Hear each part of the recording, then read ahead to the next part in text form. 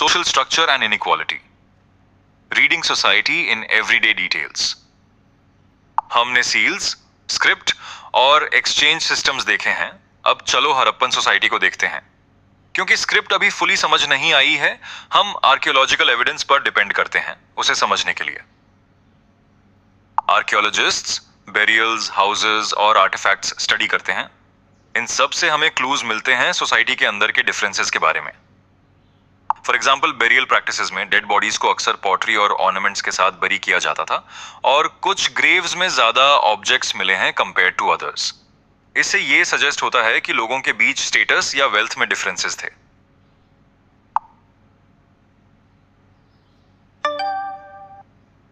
No sharp inequality, साथ ही ये differences इतने शार्प नहीं थे।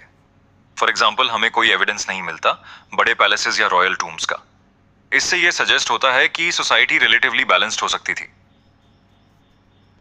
Houses and social clues, houses size में अलग अलग थे लेकिन ज्यादातर एक सिमिलर रेक्टेंगुलर प्लान फॉलो करते थे और अक्सर कोर्टयार्ड के अराउंड बने होते थे। इससे यह सजेस्ट होता है कि प्लानिंग में यूनिफॉर्मिटी थी और सोशल डिफरेंसेस लिमिटेड थे।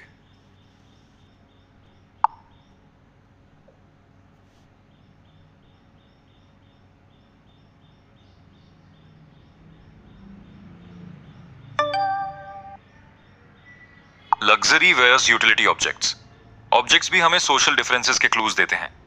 कुछ आइटम्स जैसे ऑर्नामेंट्स लग्जरी गुड्स थे जबकि टूल्स ज्यादातर लोग यूज करते थे। इससे यह दिखाता है कि सोसाइटी के अंदर एक्सेस में डिफरेंसेस थे। इंटरप्रेटिंग सोशल स्ट्रक्चर, क्या हम जान सकते हैं कि सोसाइटी में पावर किसके पास थी?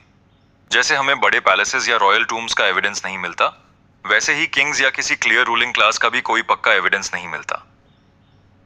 इसका मतलब क्या है?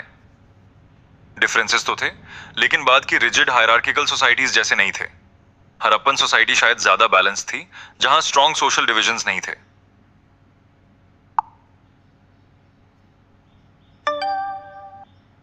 The big picture, overall Harappan society में कुछ डिफरेंसेस दिखते हैं लेकिन स्ट्रॉन्ग हायरार्की नहीं दिखाई देती।